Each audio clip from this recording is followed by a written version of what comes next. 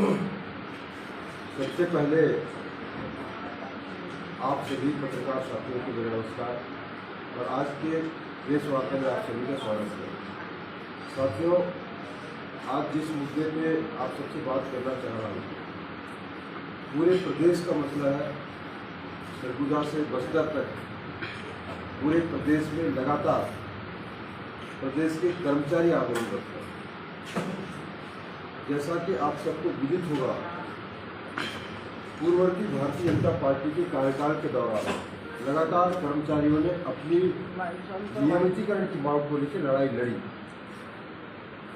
तत्कालीन सरकार के द्वारा कई दमनकारी कार्य कर्मचारियों के ऊपर किए गए। उस दौरान 2018 के विधानसभा चुनाव के पहले कांग्रेस पार्टी के नेताओं द्वारा जगह जगह उनके आंदोलन में जाके समर्थन किया गया। कांग्रेस पार्टी ने अपने जन घोषणा पत्र में वादा किया था कि सरकार बनने के 10 दिन के भीतर सारे अनियमित कर्मचारियों को नियमितीकरण कर दी जाएगी। इसके अलावा छटाई भी नहीं की जाएगी। लेकिन सरकार बनने के बाद वर्तमान कांग्रेस पार्टी की सरकार द्वारा लगातार कर्मचारियों को धोखा दिया जा रहा है। शुरुआती दौर में जब छत्तीसगढ़ के अनियमित कर्मचारियों ने आंदोलन किया, माननीय मुख्यमंत्री जी ने कहा कि इस साल किसानों के लिए 1 साल बाद जो है बजट कर्मचारियों के लिए होगा।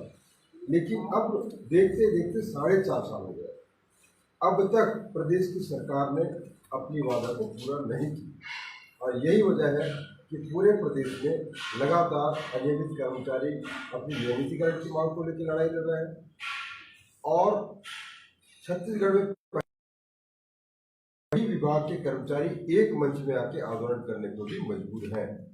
बड़ी दुर्भाग्य की बात है, जब स्वास्थ्य कर्मी जो जनता की सीधे तौर पर सेवा करते हैं, उनके द्वारा अपने हक और अधिकार के लिए लड़ाई लड़ी जाती है, उनके ऊपर ईर्ष्या लगा दिया जाता है। आपने देखा होगा, बीजापुर एक तरफ तो माननीय भूपेश बघेल जी छत्तीसगढ़िया वाद की बात करते हैं, छत्तीसगढ़ी संस्कृति की बात करते हैं, सभ्यता की बात करते हैं, लेकिन जिन कर्मचारियों के बदौलत प्रदेश की सरकार चल रही है, जो रीढ़ की हड्डी का काम करते हैं कर्मचारी, उन्हीं कर्मचारियों को उनका अधिकार आप नहीं दे पा रहे।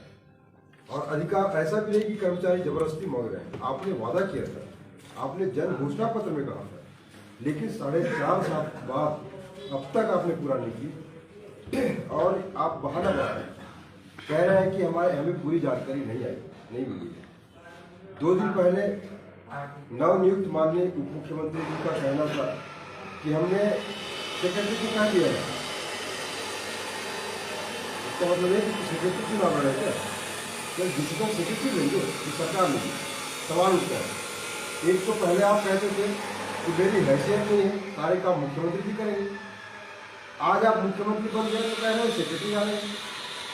प्रदेश के कर्मचारियों को, प्रदेश के सारे अनियमित कर्मचारी, संविदा, ठेका और अलग अलग विभाग के सारे कर्मचारियों को आप बेवकूफ़ समझने का प्रयास न करें। इन्हीं कर्मचारियों के बदौलत आप सत्ता में बैठे हुए, इन्हीं कर्मचारी के बदौलत आप प्रदेश का नेतृत्व कर रहे हैं।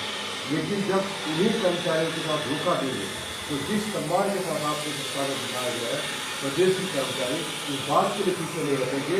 आने वाले विधानसभा चुनाव में आपकी सरकार के साथ फेंकेंगे और आपको पूरा बोरिया बिस्तर उठा के जाना पड़ेगा। साथियों, इसके अलावा बस्तर के बहुत सारे मुद्दे हैं जिसपे आज बोलना बहुत जरूरी है। प्रदेश की सरकार एक तरफ तो कहती है कि पूरे देश में सबसे कम बेरोजगारी दर कहीं है तो छत्तीसगढ़ में। प्रदेश के 99% युवाओं को रोजगार नहीं दिए, कई होर्डिंग्स पोस्टर में देखने को मिलते हैं। सच्चाई ये है कि कमोबेश हर परिवार में एक न एक नौजवान बेटा या बेटी है जो रोजगार की खोज में दर दर की ठोकरें खा रहा है। मैं बस्तर की बात करूं, बस्तर में आपने देखा होगा आदिवासी बहुल एरिया है। लंबे समय से स्थानीय भर्ती की मांग को लेकर लड़ाई भी लड़ी। अभी कुछ दिन पहले प्रदेश के सारे जनप्रतिनिधि जो MLA हैं, उनके घरों का घेराव करके यहाँ के आदिवासी समाज के लोगों ने कहा कि स्थानीय भर्ती होनी चाहिए। आम आदमी पार्टी पुरजोर समर्थन करती है कि स्थानीय भर्ती होनी चाहिए। न सिर्फ आदिवासी बल्कि बस्तर में रहने वाले एसटी, एससी, ओबीसी, जनरल हर वर्ग के नौजवानों को रोजगार मिलनी चाहिए। प्राथमिकता के साथ बस्तर के लोगों को बस्तर में नौकरी मिलनी चाहिए, ये हमारी मांग है।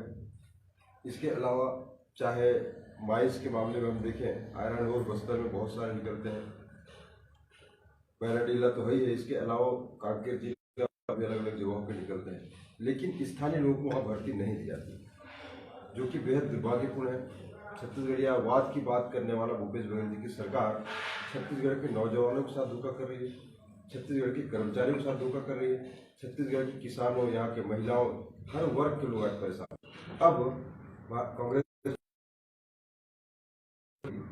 और आने वाले समय में छत्तीसगढ़ के विधानसभा चुनाव बहुत ऐतिहासिक होने वाले हैं, ऐतिहासिक परिणाम आएंगे और छत्तीसगढ़ के लोगों के हित में काम करने वाली सरकार है। आप लोग कितनी सीटों से जीतने का लक्ष्य रखे हैं इस चुनाव में?